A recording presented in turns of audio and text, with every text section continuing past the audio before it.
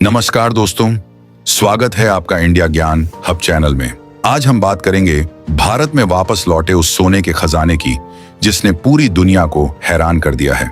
क्या सच में भारत में 100 टन नहीं बल्कि 214 टन से भी ज्यादा सोना लौट आया है?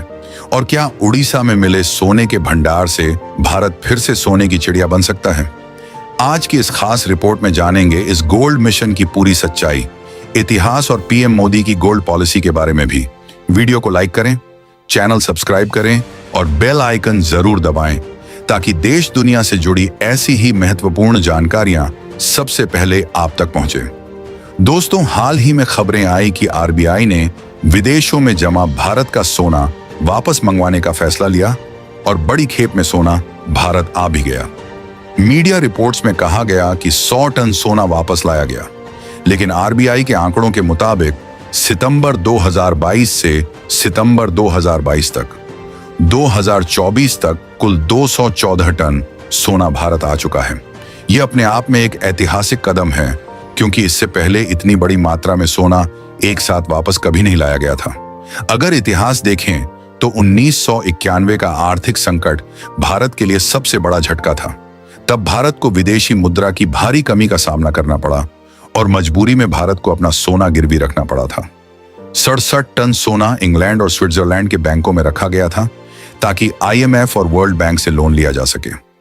लेकिन उस दौर से आज तक भारत ने लंबा सफर तय किया है और आज भारत इतना मजबूत है कि न केवल अपने सोने को वापस ला रहा है बल्कि नई गोल्ड पॉलिसी भी बना रहा है। आरबीआई ने 2022 में ही इस गोल्ड रिटर्न मिशन की शुरुआत कर दी थी। शुरुआत में कुछ छोटी खेपें आई जिनमें 10 से 12 टन सोना लाया गया, लेकिन असली गोल्डन मूव 2014 में हुआ, जब अप्रैल में करीब 100 टन और अक्टूबर में धनतेरस से पहले 102 टन सोना भारत पहुंचा।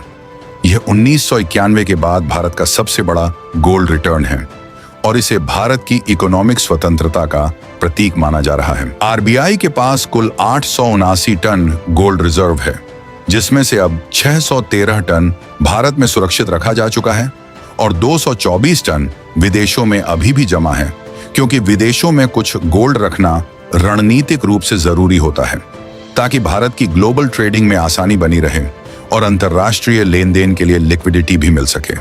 अब सवाल उठता है कि आरबीआई ने यह कदम अभी क्यों उठाया? दरअसल कोविड महामारी और रूस यूक्रेन युद्ध के बाद पूरी दुनिया में फाइनेंशियल अनस्टेबिलिटी बढ़ गई। कई देशों की अर्थव्यवस्थाएं कमजोर हुईं और गोल्ड की कीमतों में जबरदस्त उछाल आया।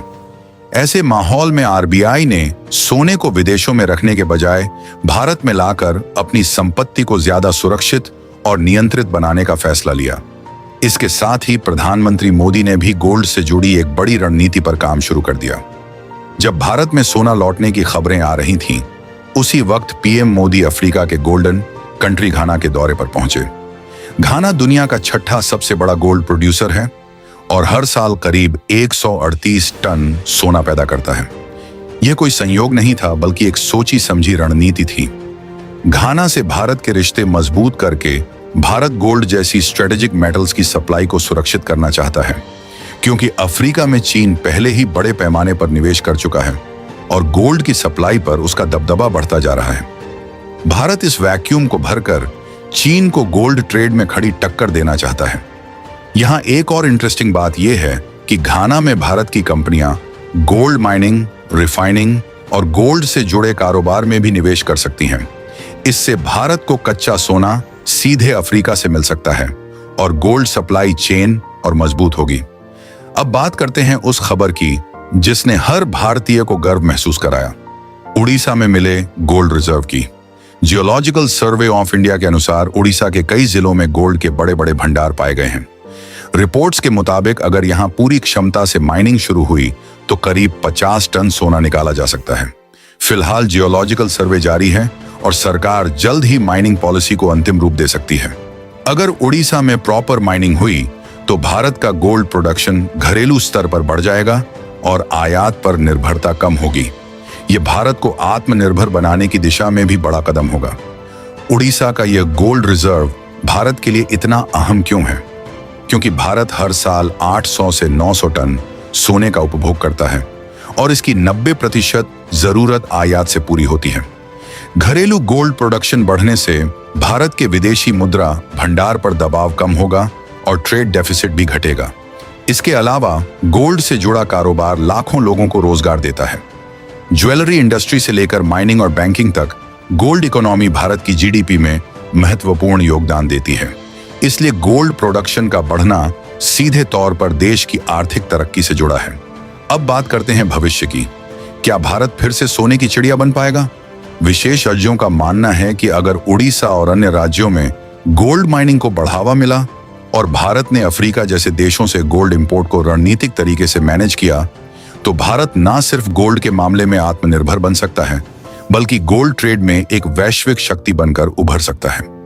आरबीआई का गोल्ड रिटर्न मिशन, उड़ीसा में सोना मिलने की खबर और पीएम मोदी की अफ्रीका पॉलिसी, ये तीनों मिलकर भारत को एक गोल्डन फ्यूचर की तरफ ले जा सकते हैं।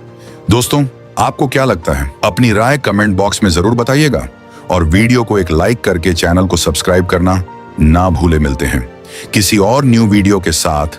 अंत तक वीडियो देखने के लिए आप सभी लोगों का धन्यवाद।